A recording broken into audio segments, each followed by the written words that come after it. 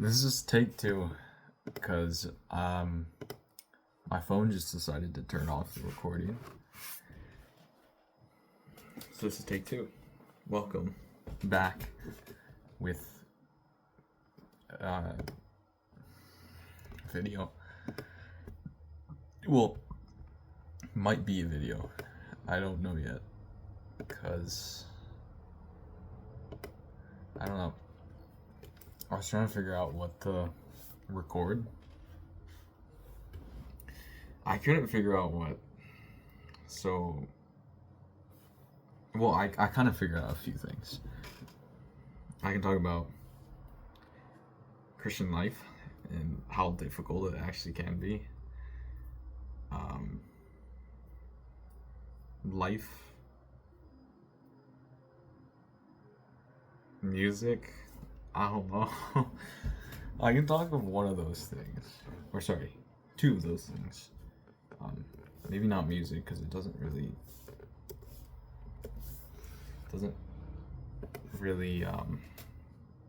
correlate with what I talk about on this channel.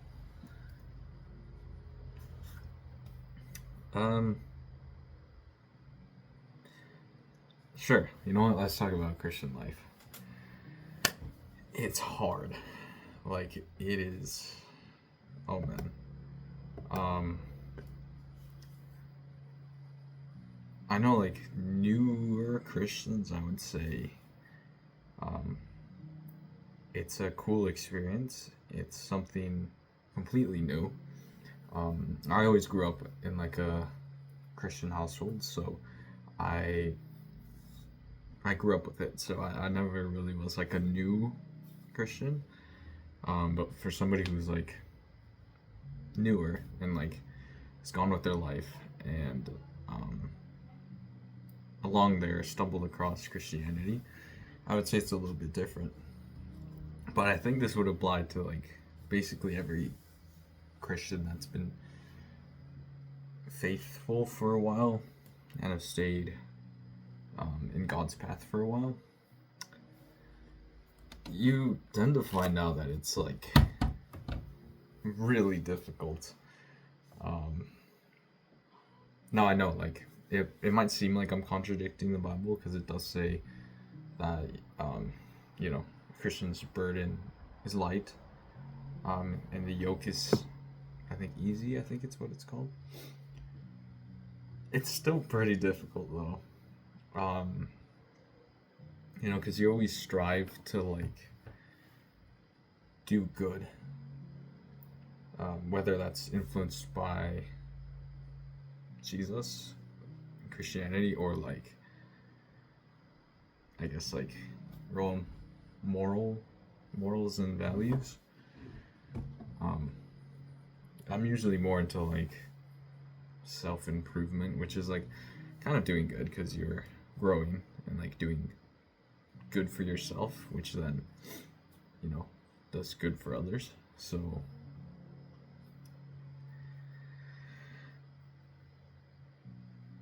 yeah, it's like there's a lot into it. You stumble across a lot of, like, what? I get interrupted. My fault. I'm gonna bring this down a little. There we go. You come across a lot of, like, addictions and, like, the feeling of God's absence, which I've talked about here before. And there's, like, not feeling good enough, doubt, mourning, loss, suffering. Like, there's a whole spectrum of things that Christians deal with and people deal with on a regular basis. But I like something that separates the two from, like, what the world experiences and what Christians experience, is that, at least for a Christian, you can lean onto the Creator, and it's important that you do that. And I've seen that in my life, especially, um, where when I don't lean into my faith, I tend to be more vulnerable and be more easy to be tempted. Easier to be tempted when it comes to sin and, for example, lust, you know. Um, I've seen this past like 2 weeks, maybe, or at least this past week, um, the things that I struggle with have been a lot easier to handle. And that's because I focused a little bit more on God, you know, and that's kind of the key to getting through your suffering and getting through the things that you deal with and like your hardships. It's leaning on the Lord, you know. And I say this more to myself than to you because I don't really do a very good job at that, I will admit. But when I do, it's very, very evident and very clear that, you know, I can't really do this by myself. Back to, you know, the Christian life. You know, you tend to doubt sometimes. I've seen this where I like doubt God's existence and I doubt that He's actually there. And a lot of it was my fault because I put my trust in my feelings and emotions rather than the Word and what that says, like how God's always there with us. I can't quote exactly from the Bible, but you know, the Lord's always with us. He's omnipresent. He's everywhere, you know, and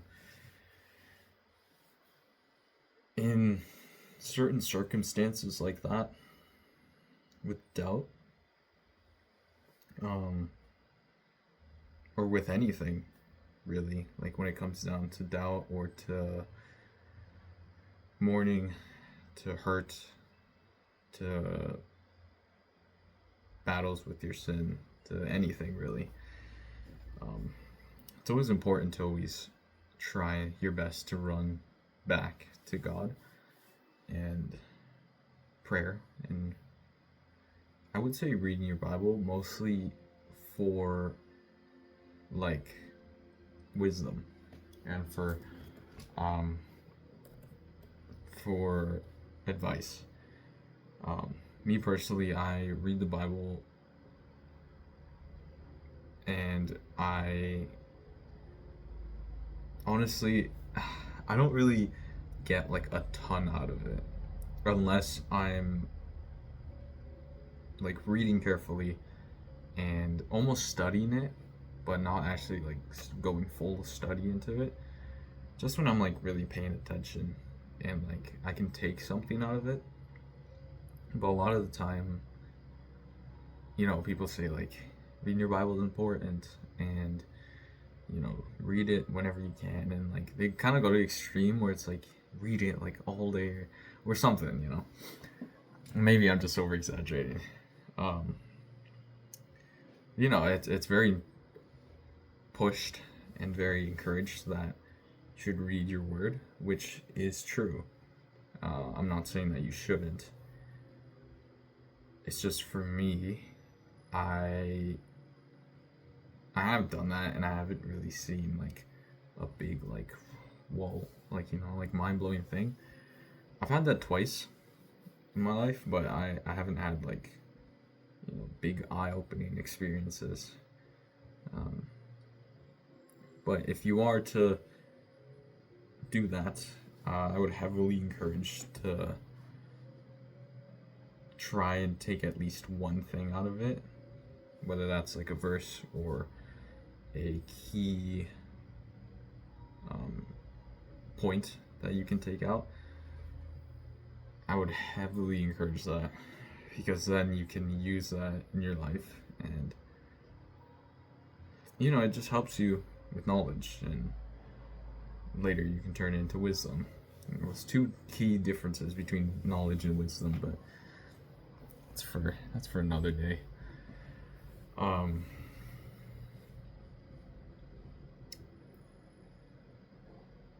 I've always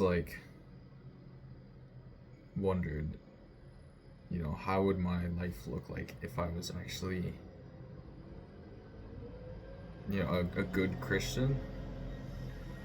Um, I know some people would probably consider me as like a okay Christian, just because I don't, read my word very often or pray very often,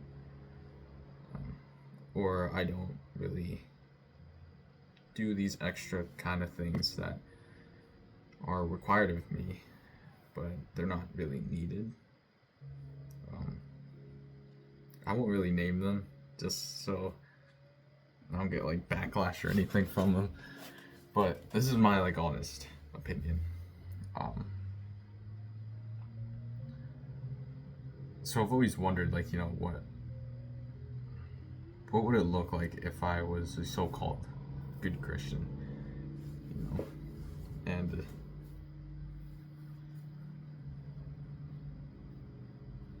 I think it's something that we should all think about. How could I do better? How could I be a better Christian, even though there's not really such thing as good or bad Christians. But it's also important to keep in mind that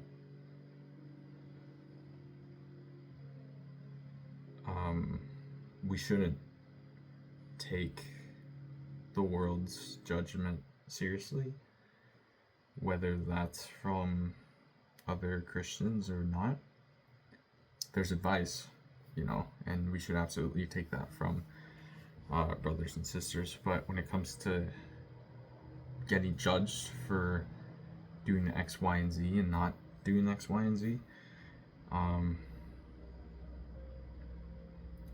try your best not to worry about what people say, because at the end of the day,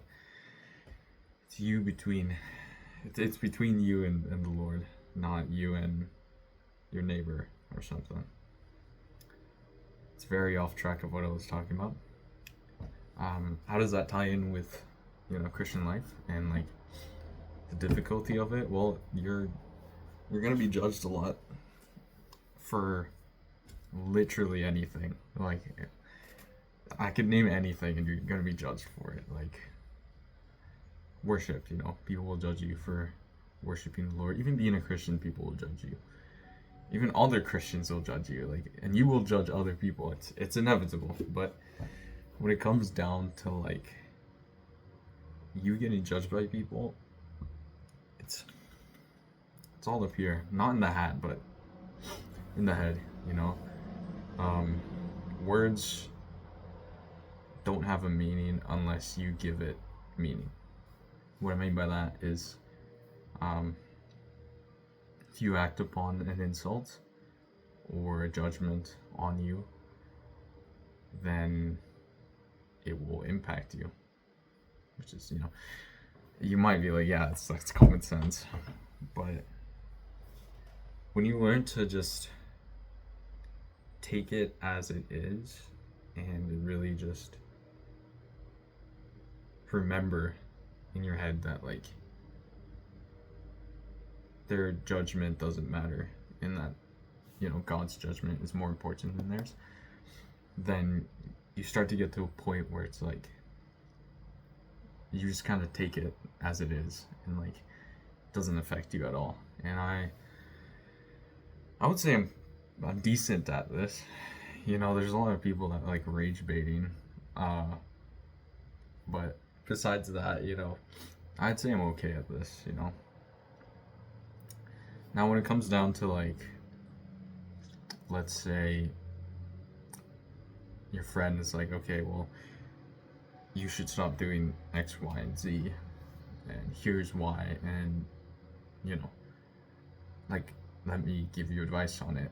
That's way different than somebody just saying you should stop doing X, Y, and Z. Like, aren't you a Christian and stuff? I believe, like, if they're not willing to help you or like encourage you, then try and let those words, fly past you. Unless it's something that you need to hear and something that is helpful to you in that specific thing that you're getting advice from or judge that. But, it's pretty self explanatory, and I'm sure the Lord will make it clear to you.